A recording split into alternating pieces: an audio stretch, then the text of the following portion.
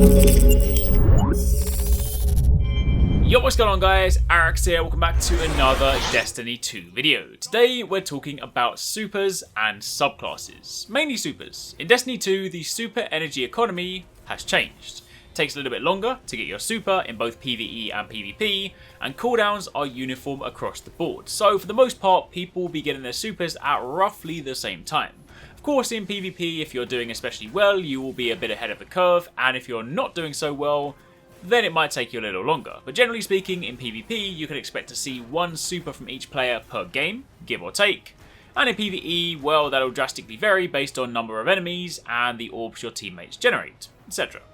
Long story short, supers are a little rarer than they used to be, and as such, when you get a chance to use yours, you want to make sure you're getting the most out of it. I appreciate that for about half the supers available, there's very little that you can do wrong. You press the button, something happens, and hopefully you take out lots of enemies in the process. However, the newer ones, namely Orc Strider, Sentinel and Dawnblade, they have a little more nuance to them. With those, it's not quite as simple as pressing L1 and R1 and then just spamming buttons until it's over. I mean, in some situations that might work for you, but generally speaking, with a bit more understanding, you can make them go a lot further. So, with that being said, I thought I'd use this video to go over the 6 supers in the beta, and share some tips based on my personal experience playing with them over the past couple of days and various events over the past few months. Of course, if you do enjoy this and you do find it helpful, then a like would be super appreciated, and be sure to comment down below and let me know which subclasses you guys have been enjoying the most. Now, let's kick things off with my favourite new subclass, the Orc Strider. In truth, this is the one subclass above all else that I feel a lot of people are misunderstanding. I've seen a lot of comments on Twitter and Reddit claiming that Orc Strider is useless, people sharing clips of Orc Striders flailing towards a backward strafing enemy, getting shot and killed, and people laughing at the subclass as a result. However, I'm going to say this right here, right now, that is not Orc Strider being bad. That is just someone either not knowing how to use the super properly, or someone that still thinks it's a Blade Dancer. Sioc Strider, while yes there may be some noticeable similarities between this and Blade Dancer, Orc Strider is so much more precise. You are in complete control of where you flip and vault, so you no longer need to just sit there spamming RB hoping that you will gradually zigzag towards the enemy and kill them. With the Orc Staff, you've got a lot of options at your disposal.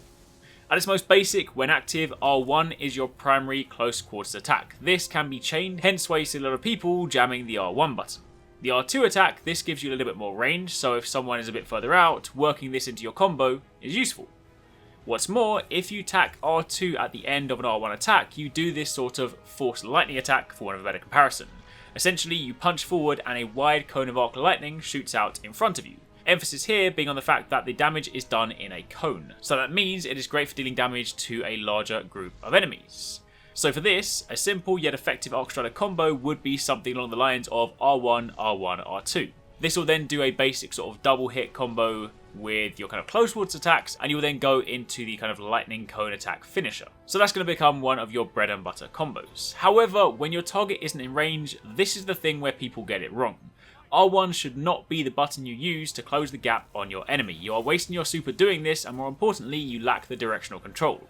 With the Orc Staff out, you can double tap dodge, as if to shade step, so circle on PlayStation, be on Xbox, and you'll flip in the direction that you input. So you can flip left, right, front, back. You can flip whichever way you want. This is by far the best way to travel. This and perhaps the occasional jump. But whatever you do, don't just furiously tap R1. Once you're close, then go into your combo. But traveling, no way. Of course, on top of that, you can also jump in the air and then press R2 to slam to make something that's not too dissimilar to a Fist of Havoc. But fundamentally, that is what you want to try and master. Movement with the Orc Strider is the most important thing, because the enemy won't necessarily always be in range, and if you end up just kind of spamming R1 to try and sort of close the gap, you will be one of those Orc Striders that people laugh at, because you'll probably get killed in the process. It's very easy to backstep and just shoot an Orc Strider spamming R1 because they're quite easy to read and they don't actually travel that fast. If they're flipping towards you with the dodge move, that's a different story. So in summary, Orc Strider is fast, mobile, and in the right hands, very lethal. As for your gunslinger, since we're talking about hunters, well, this one doesn't really need much explanation. I mean, if you activate it, you point and you shoot. The main thing to remember is that you now have 6 shots, but if you want to get all 6 off, you need to be relatively quick. The timing is generous enough to allow you a little bit of space to focus on your targets, but if you plan to run with the golden gun, then know that you'll be eating into the time and energy needed for those 6 shots. Fire it fast, get all 6, take it with you, and you're looking at anywhere from, say, 3 to 5 shots. Either way, Not much else to say here, so just run with it. Next up, let's talk Sentinel, another subclass that has a few different button combinations and isn't just about unleashing hell the second you activate it. Of course, if you do want to see the full Sentinel subclass tree, you can check the video that I uploaded last night, but your main moves for this are R1 to do a melee attack, L1 to throw your shield, and hold down L2 to guard. It's very easy when going on the offense to forget about or even discount the guard option, but it's an incredibly powerful tool for closing the gap and advancing on your enemy. Even in PvP, if you are walking down a central corridor and you have the shield up, it's a great way to close the gap without getting shot in the process. Again, with this subclass, it is quite tempting to just use the melee swings as your means to travel, but doing so often results in you veering off course, so you're better off running with it until you can get within range, and then of course going into your combo. It's also worth noting that you can work R2 into your combo to go into a dash or a shield bodge, however you want to describe it. R1 followed by R2 will then do this. You'll melee hit first, you'll then dash towards the enemy, and this is pretty useful if there's perhaps a little bit of distance between your first and second targets. And of course, then there's your shield throw. Remember that you will only get one shield throw per super activation, unless you spec down the other path, which we can't do in the beta. So don't feel that you have to throw it at the beginning, and more importantly, don't just waste it on a single target. The shield can bounce between targets and surfaces, so throwing it into a group is by far the most valuable thing you can do. And of course, don't forget that since we're spec'd into the top path, you can also hold down L1 and R1, and you'll instead bring up the Ward of Dawn. No weapons or Blessing of Light, but it's still a bubble for you to hide in. But remember, this is instead of the shield, so if you press it and you go to the shield, then you're done. Of course, if you go to the bubble, then you can't then suddenly swap to the shield. So it is a conscious choice, choose wisely, but it's an option. As for the Striker Titan, again, much like the Gunslinger, there's not a great deal to recap here. Once you press L1 and R1, you'll launch yourself into your usual Fist of Havoc, but the main difference is that you'll then maintain your super charge. Pressing R2 will then go into another slam, and pressing R1 will do a shoulder charge. Once again, I see a lot of people feeling the need to just spam Fist of Havocs when they have this. It's almost like they feel that if they're not getting their 3 slams off, they're not getting value for their money. But in truth, that can sometimes have a negative effect. Much like Orc Striders that just spam R1 and flail around doing nothing, spamming Fist of Havocs with R2 back to back might just have you jumping around uncontrollably. Using R1 to shoulder charge gives you an attack that is admittedly more single target focused, but since it somewhat locks onto the target you're near to, it can be a great way to follow a Fist of Havoc slam. So R2 into R1 is definitely a combo you should make good use of.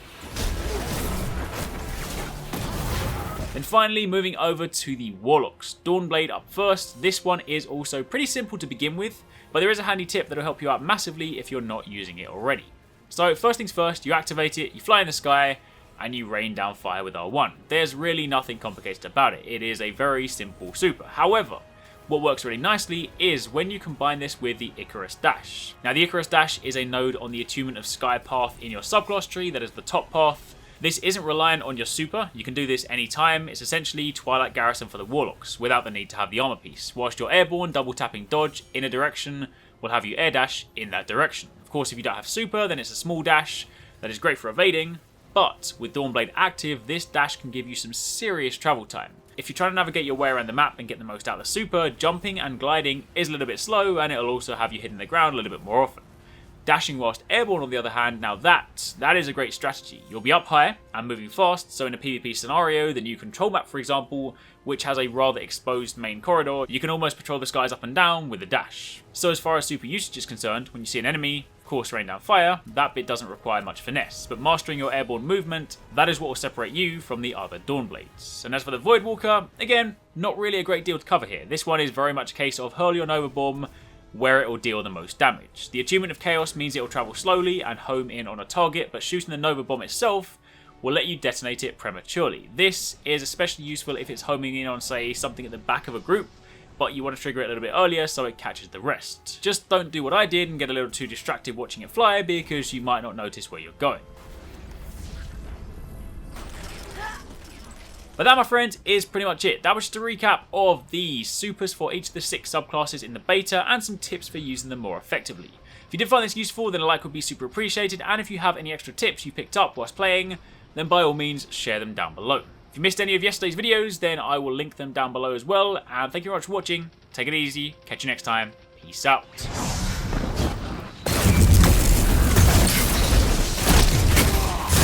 for one. Victory imminent. This is wonderful!